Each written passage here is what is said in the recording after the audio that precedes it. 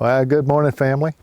Another thing that you may not have considered when you're planning for your homestead is what you're going to do with all your debris that you generate, and you're going to need yourself a fine fire pit. Let's get started talking about how to get that fire.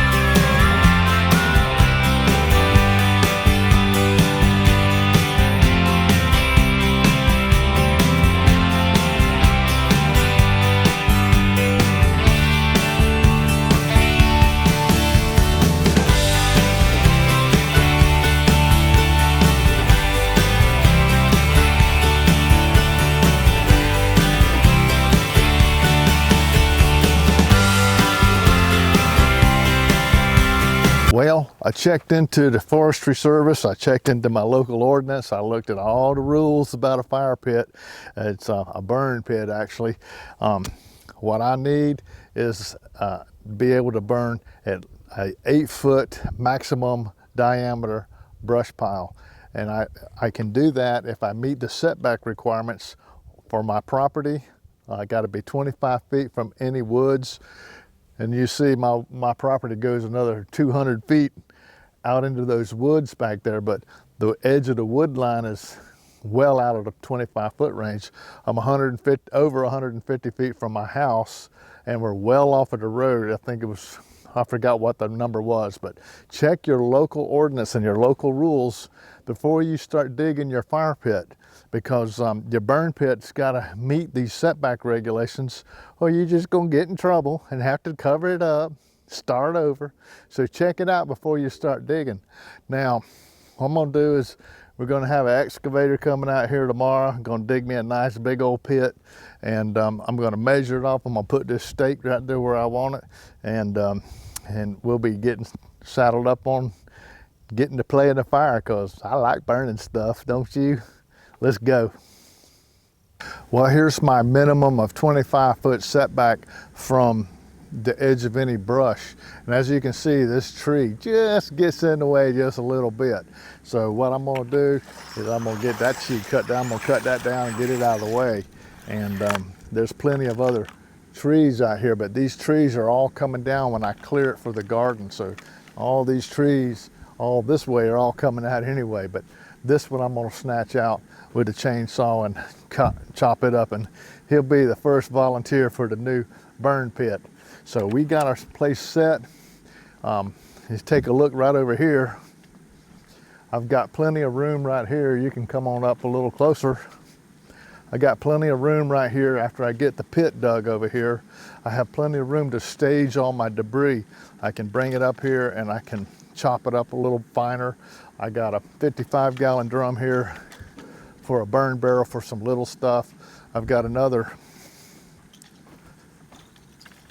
real big old burn barrel over here. This one's quite large, so that's got a bigger capacity than the 55. And I'll have my burn pit be several feet deep. We'll take some shots of it after the excavator gets through making a fine hole for me. So this is something that you're going to need on your homestead. You're going to probably find that you're going to need it throughout. There are always things that you need to get rid of. Digging up roots, chopping things down. Trees are falling all the time. You're having to clear stuff. You're going to need a chainsaw, and you're going to need a burn pit. So factor that into your homestead plan, that burn pit's going to be a must. So let's get started on getting that hole dug.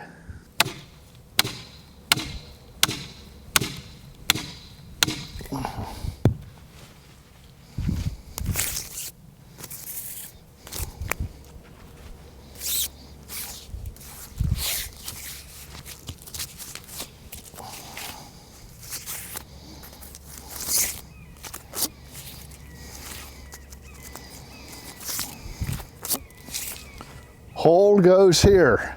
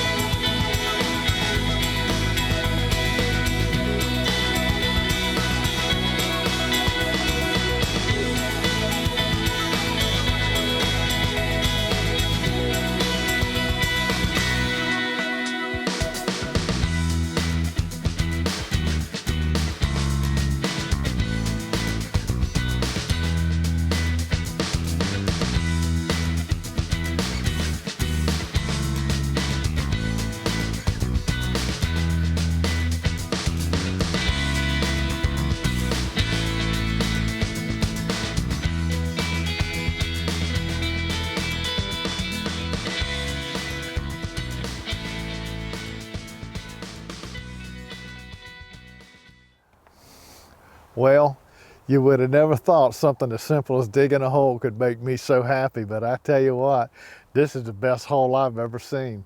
And all we got to do now is put our debris in here and burn it, and keep the debris pile to a maximum of 8 feet in diameter and 8 feet high. Don't get any bigger than that, and that's perfect. This hole has got a nice ramp he made for us so we can walk in and out of here easily, and that's a big benefit for old fat people like me. So we're really tickled, and we're looking forward to getting to work on the chicken building out there and bringing in all the debris and getting her burning. And we'll see you soon. Well, I'm getting ready to do the first burn in the burn pit.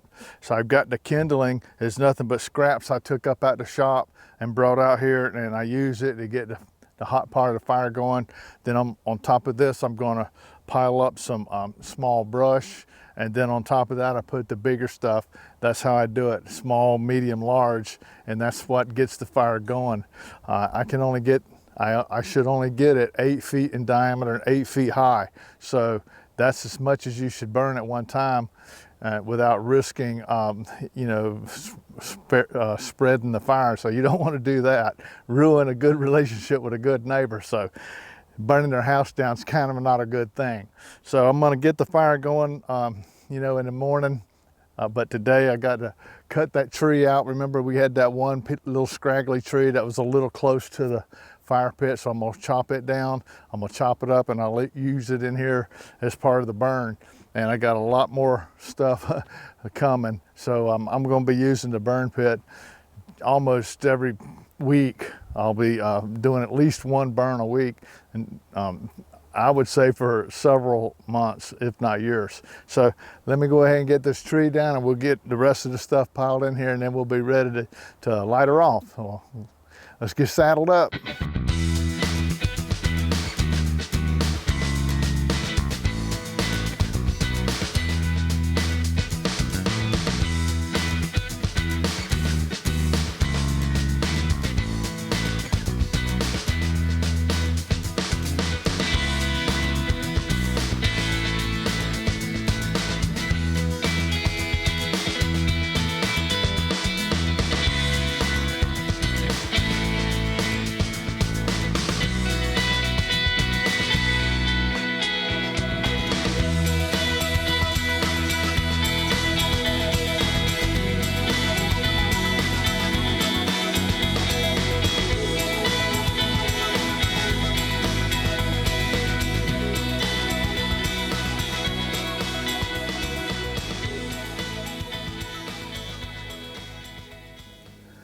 Well, we're just about ready to go here with our first burn.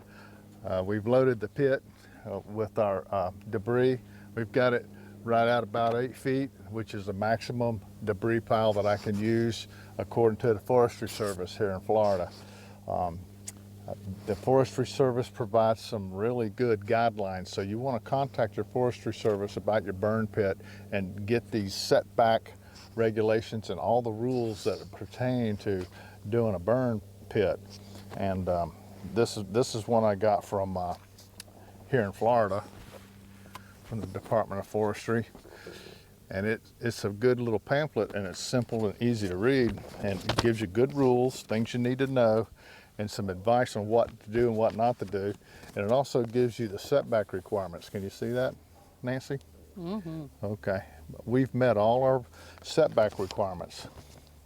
25 feet from any wildlands, brush, or combustible structure. That was all around this whole perimeter of the new burn pit. We had to go in and take down saplings and trim up trees and any overhanging branches, and some pretty good sized trees. We had to take them down, but we've got that all cleared out, ready to go. Another thing that I like to do is I put some shovels and an axe right nearby the burn pit, so I can get to it if I need to. If anything starts to get out of control, I can shovel dirt if I need to. Another good thing that I like to do is I have a sprinkler running we'll walk around there and take a look at that. But that sprinkler I put out there to saturate the perimeter around the burn pit, and I'll let that run overnight. It'll be good and wet tomorrow morning. Tomorrow morning we got a predicted nice slow winds, light and variable, and it's a good weather day.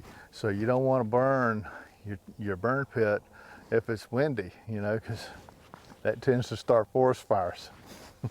So we're watching the weather, and we've talked to the Forestry Service. And another tip that I'd like to pass on is contact your local fire department.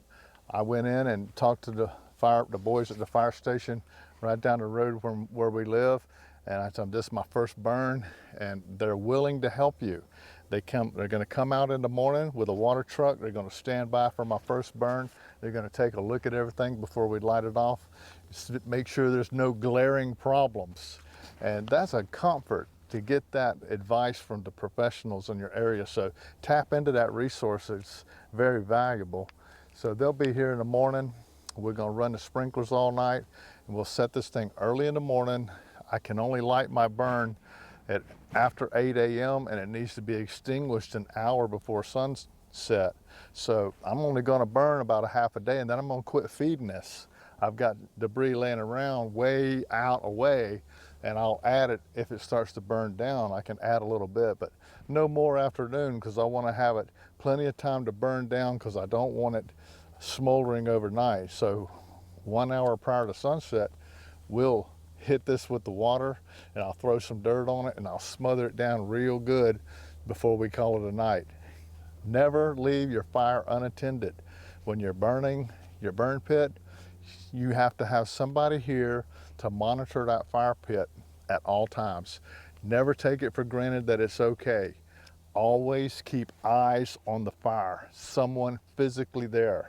And Nancy volunteered to help me with that.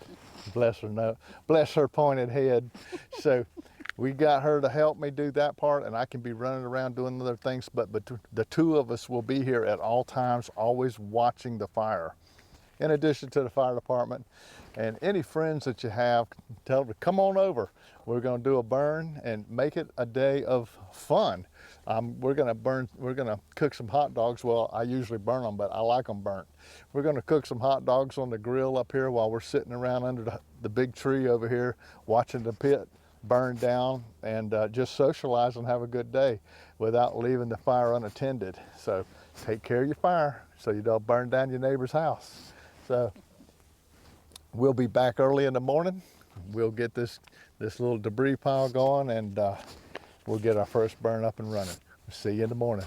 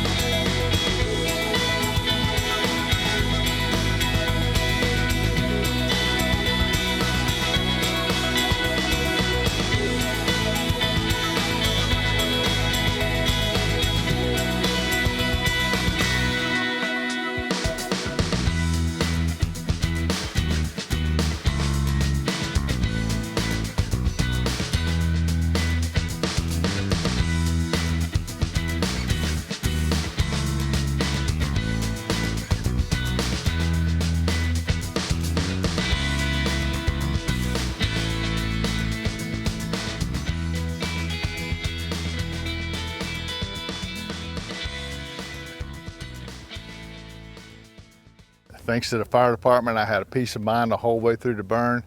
We're burning down right now to the end of it, and it's been a good way to get rid of a lot of debris that I'm creating while I'm working on clearing out the paddocks for the chicken building. So This may not look like much, just a burn pile, but to me it's very exciting because everything I burn in here is one step closer to getting a chicken, right baby? Mm-hmm. Yeah. But anyway, we thank you for watching. We hope you learned something about burn pits today, and be careful with your fires in the future. Until we see you next time, always remember, by his hands we are fed. Give us, Lord, our daily bread. Amen. Have a blessed day.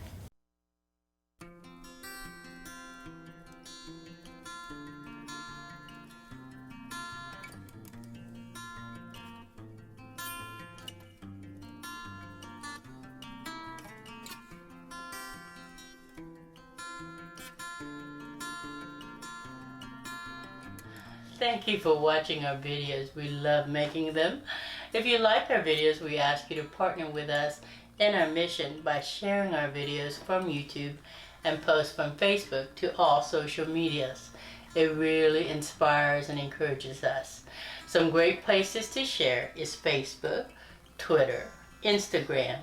Please like if you like this video, subscribe, click the notification button so you never miss another video. Click below for products we used in the videos, and you could also partner with us without spending a penny.